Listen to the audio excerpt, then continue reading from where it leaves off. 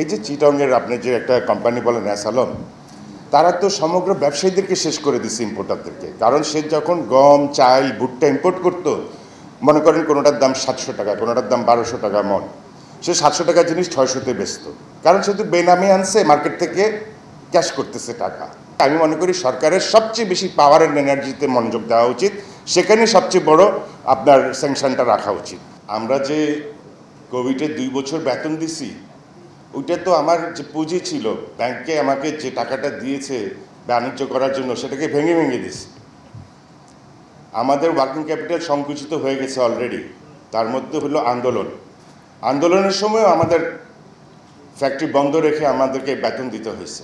এখন সামনে ঈদ আছে, বোনাস দিতে হবে, বেতন দিতে হবে, কিন্তু আমাদের অধিকাংশ ফ্যাক্টরিতে এটার কোনো উপক্রম দেখছি না যে আমরা দিতে পারবো।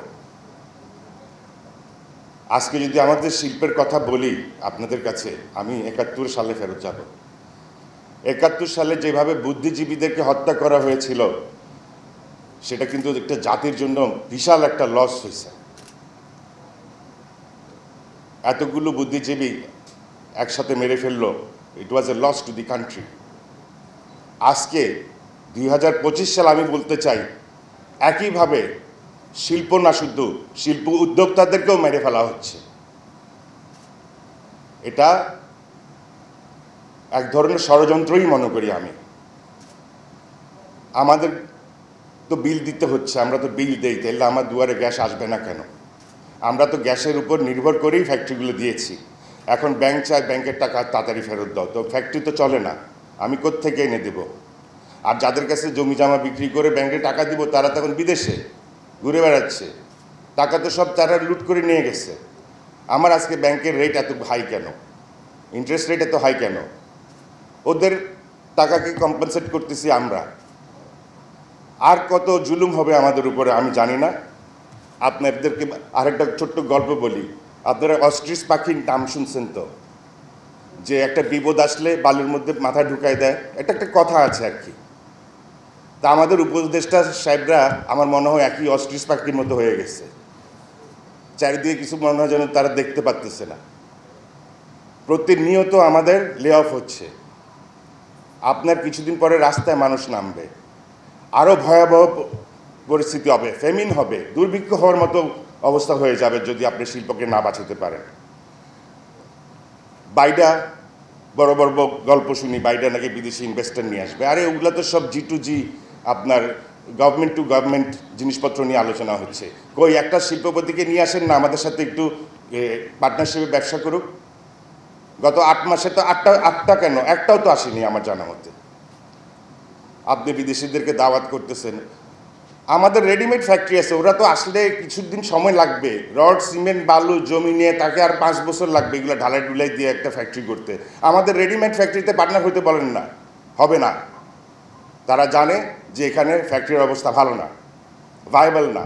এখন বাংলাদেশ থেকে অন্য দেশে, ভিয়েতনামে অনেক বেশি ভায়াবল। আমরা বলি সস্তা লেবার, আমরা বলি সস্তা এটা সেটা। Cost of doing business is perhaps the highest in Bangladesh right now. তো এরকম একটা অস্বস্তিকর পরিবেশে আমরা আছি। আর একটা গল্প বলি, এই যে আপনার সরকারি সিদ্ধান্তগুলো কেমন হচ্ছে। এই কিছুদিন আগে বই খাতা ছাপানো হবে বলে 10,000 টন পেপার নিয়ে আসছে। যখন পেপারটা এসে পৌঁছাইল তখন কিন্তু বই ছাপানো শেষ।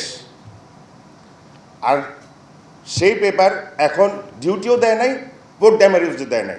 সেটা এখন কম্পিটিশন করতেছে আমাদের ইন্ডাস্ট্রির সাথে। এখন খোলা বাজারে এটা বিক্রি হচ্ছে। নতুন করে পাইতারা চলতেছে, আরও 30,000 টন পেপার ইম্পোর্ট করবে তারা, ডিউটি ফ্রি, ড্যামেজ ফ্রি। তাইলে আমাদের শিল্প করে লাভটা কি? এতগুলো পেপার মিল, আপনি তো নিজের পেপার মিলের গলা টিপে ধরে মেরে ফেলতেছেন, নিজের ইন্ডাস্ট্রিকে গলা টিপে ধরে মেরে ফেলতেছেন। সুগার ইম্পোর্ট করেন, এখানে রিফাইনারি আছে। আপনার তো তাইলে ইন্ডাস্ট্রি বিরোধী পলিসি হচ্ছে এগুলো। তা আমি জানি না আপনারা কেমনে চালাবেন বা নিজেরা চলবেন, আমরা কেমনে চলবো আমি জানি না। আর কিছুদিন পরে হয়তো ঘর থেকে বেরোতেও পারবো না। আমার আরও অনেক বক্তা আছে, ওনারা আপনাকে আলোকপাত করবেন এই আমাদের কী দুরূহ অবস্থা, সব কিছু আপনারা আজকে জানতে পারবেন। আমার মনে হয় এরপরে আর সাংবাদিক সম্মেলন আমাদের দরকার হবে না, এমনি ফ্যাক্টরি বন্ধ করে দিতে হবে।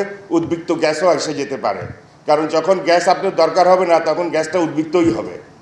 তো সে আশায় বসে রয়েছে, কেউ হয়তো মরবে, কেউ হয়তো বাঁচবে, দেখা যাক আমাদের নসিবে কী আছে, আল্লাহ খোদা কী রাখছে, আপনারা বিবেচনায় নেবেন এবং আপনারা আপনাদের মিডিয়ার মাধ্যমে সবাইকে বোঝানোর চেষ্টা করুন আশা করি। হিস্টোরিক্যালি বাংলাদেশের পাওয়ার কনজামশনের যে প্যাটার্ন ছিল, আবাসিক ছিল 27% আর কমার্শিয়াল ছিল 57%। এটা জাস্ট উল্টো হয়ে গেছে। তার মানেটা কি, যে পরিমাণ শিল্পায়ন হওয়ার কথা ছিল আমার দেশে তা হয়নি, হয়েছে চুরি, লুটিং। বিভিন্ন ব্যাংক তারা নতুন প্রজেক্ট ফাইন্যান্স না করে বেনামে টাকা তুলেছে। এই যে চিটংয়ের আপনি যে একটা কোম্পানি বলেন অ্যাসালন, তারা তো সমগ্র ব্যবসায়ীদেরকে শেষ করে দিচ্ছে, ইম্পোর্টারদেরকে। কারণ সে যখন গম, চাল, ভুট্টা ইম্পোর্ট করতো, মনে করেন কোনোটার দাম 700 টাকা, কোনোটার দাম 1200 টাকা মন, সে 700 টাকার জিনিস 600-তে বেচত। কারণ সে তো বেনামে আনছে, মার্কেট থেকে ক্যাশ করতেছে টাকা। আর যে প্রকৃত ব্যবসায়ী যে ইম্পোর্ট করেছে সে কিন্তু শেষ। তার মানে সারা জীবনের যা অর্জন, এত বছরের অভিজ্ঞতা, প্রতি বছর যে ব্যবসাটা করে সে চলে, সেটাকে শেষ করে দিল তারা। কারণ তারা তো আন্ডার রেটে বেচতেছে, ক্যাশ করতেছে। তো আমাদের ব্যবসায়ী চিটংয়ের সবাইকে তো মেরে ফেলানো হইলো, এখন আমাদের শিল্পকেও মেরে ফেলানোর একটা প্রক্রিয়া চলছে। তো আপনাদের মাধ্যমে আপনারা তুলে ধরবেন সরকারকে। আমি মনে করি সরকার একটা অনেক বড় ক্ষমতাবান একটা জায়গায়, ওরা একটা বাজেট নিয়ে প্রশ্ন আসে আমার কাছে, সাংবাদিক ভাইরা প্রশ্ন করেন যে বাজেট কি চাই আমরা। আমি বাজেটে একটা জিনিসই চাবো, এবার আপনি যেটা বাজেট পাস করাবেন সেটার মধ্যে স্টিক করেন। আপনি রাস্তা বানাবেন, ব্রিজ বানাবেন না, ব্রিজ বানাবেন, রাস্তা বানাবেন না, হঠাৎ করে মেগা প্রজেক্ট ছেড়ে দিবেন, তা আপনার বাজেট তো ডিস্টর্শন হবেই। আপনি তো বাজেট থেকে ডিভিয়েট করে চুরি করার জন্য এগুলো করতেছেন। তো এই যদি প্রক্রিয়া থাকে, আর আমাদেরকে প্রশ্ন করিয়েন না বাজেট কি করবেন। আর এই বাজেটে আমি মনে করি সরকারের সবচেয়ে বেশি পাওয়ার অ্যান্ড এনার্জিতে মনোযোগ দেওয়া উচিত, সেখানে সবচেয়ে বড় আপনার স্যাংশনটা রাখা উচিত। এই ছাড়া শিল্পায়ন হবে না, আমরাও কর্মসংস্থান ধরে রাখতে পারবো না। আমি অলরেডি আমার একটা কেস হয়ে গেছে, আমি চেক সময় মতো পাস করাতে পারিনি, ব্যাংক আমাকে কেস করে দিছে।